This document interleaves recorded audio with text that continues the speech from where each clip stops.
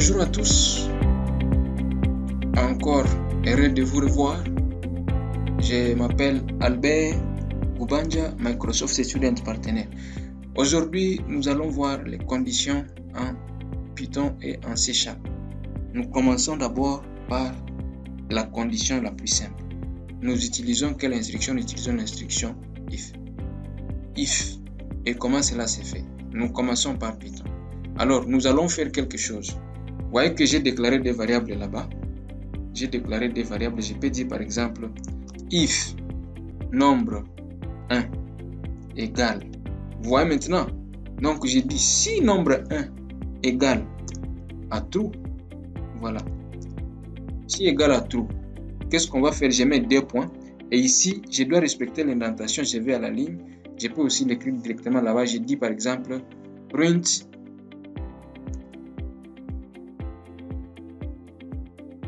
je dis par exemple print c'est vrai. Tout est correct. Tout est ok. Voilà, ça peut rester comme ça. C'est juste simplement ça. Donc, je conditionne.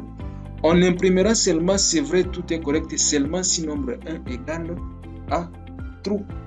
C'est comme ça. Alors, si j'essaie d'exécuter ceci, essayons un peu de changer, vous allez voir ce que ça va donner. Essayons un peu de changer, vous allez voir ce que ça va donner. Voilà ce qu'on va imprimer. Voilà, on a imprimé. C'est vrai, tout est ok. Mais maintenant, supposons que j'ai mis ici false. J'ai mis false là-bas. Alors que j'ai dit si nombre 1 égale à true, on imprime quoi? On imprime c'est vrai égale ainsi de suite. Maintenant, si je réexécute mon code, on ne va rien imprimer. Rien. On ne va rien, on n'en voit même pas les. Pourquoi? Parce que nombre 1 n'est pas égal à true. Alors, qu'est-ce que je vais dire? Je peux par exemple mettre une autre condition ici. J'ai dit if nombre 1, toujours le même nombre 1 maintenant, je peux faire deux conditions égale à true, égale à false. Égale à false, qu'est-ce qu'on imprime? Print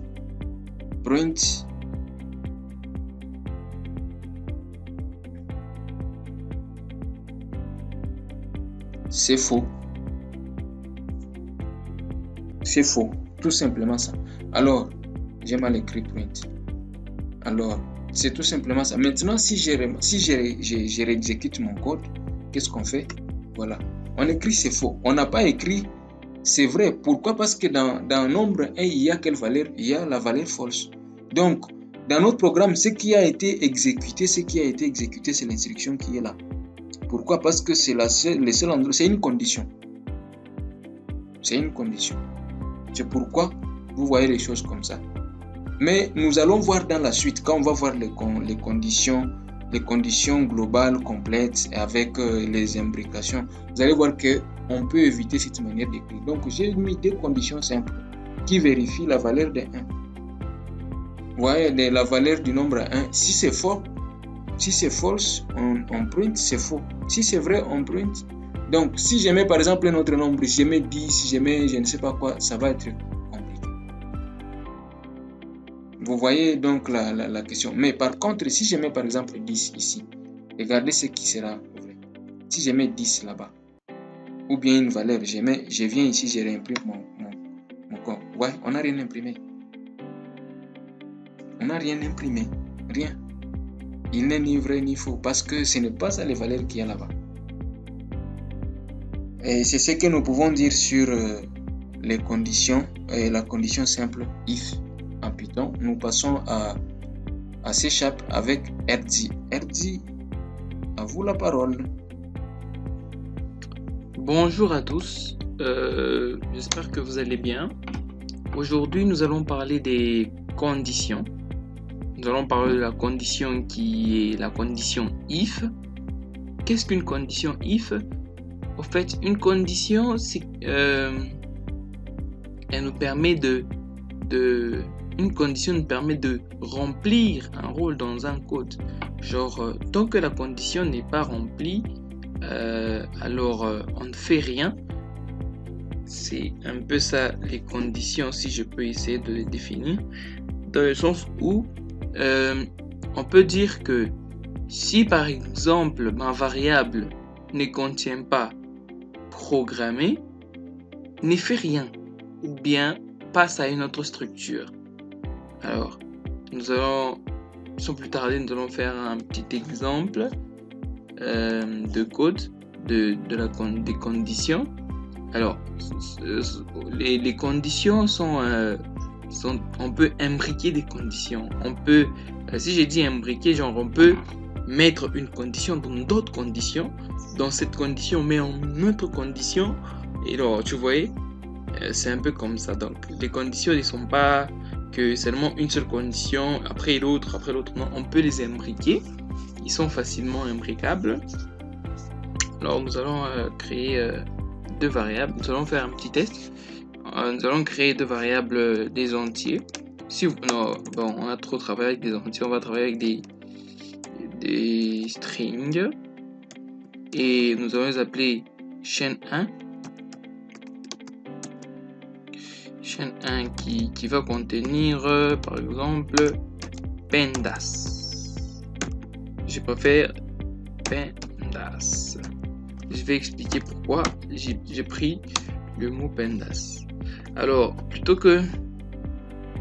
Et j'ai créé une autre variable. Chaîne... Oh, j'ai créé une chaîne qui s'appelle 11. Voilà, une chaîne... Une deuxième chaîne. Chaîne 2. Que je vais mettre par exemple... opérateur. Sans oublier le semi-colon. Voilà.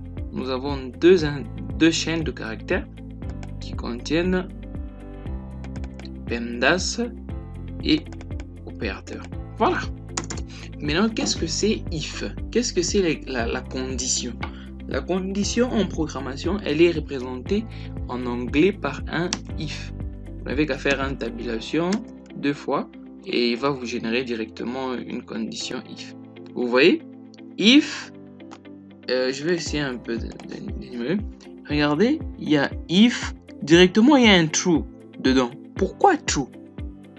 Donc, vous voyez, et puis il vient avec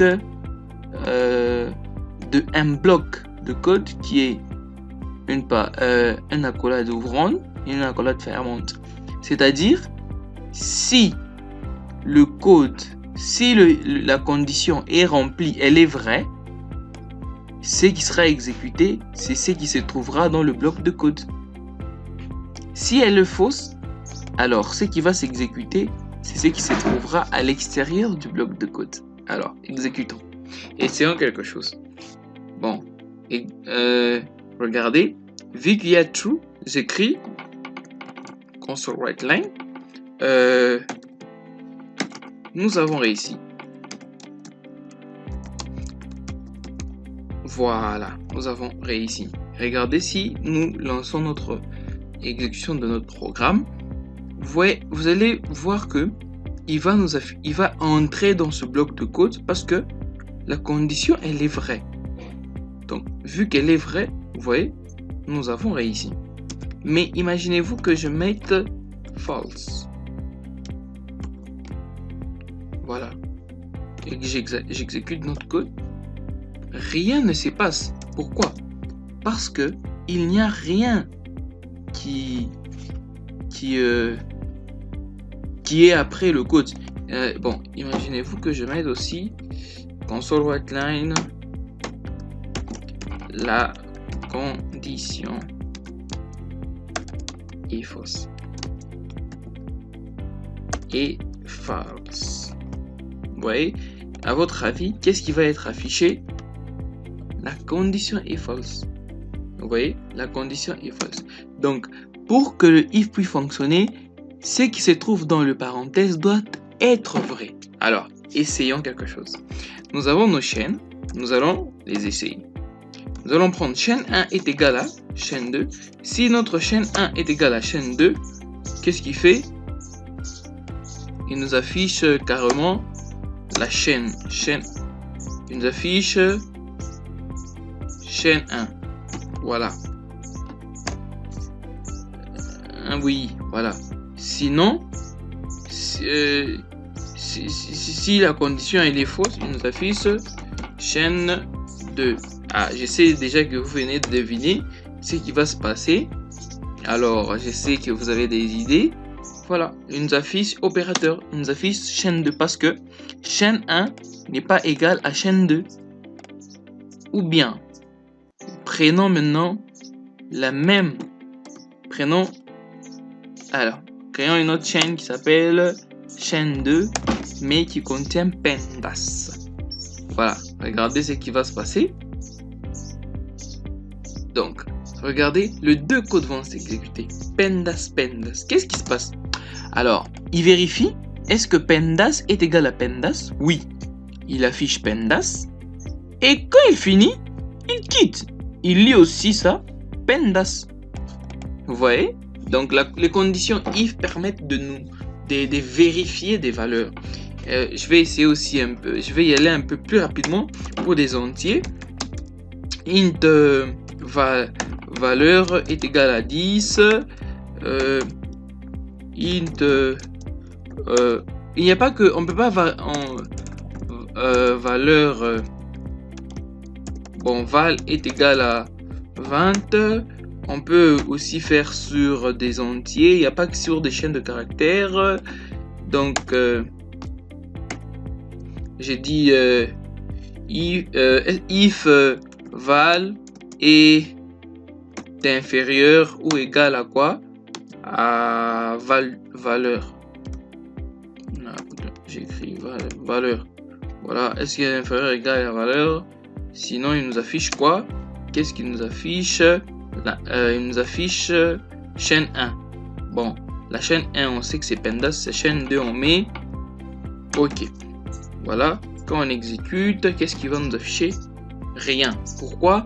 Parce que la valeur val est inférieure. Vous voyez? N'est pas inférieur ou égal à 10. Vous voyez, 20 est supérieur ou égal à 10. Mais une fois qu'on change cet opérateur ici, on met supérieur, je vous dis directement PEMDAS, on va nous afficher PEMDAS. Voilà, c'est un peu ça avec les conditions. Donc, essayez maximiser avec des conditions if, essayez de faire des exercices. On se retrouve pour la prochaine vidéo.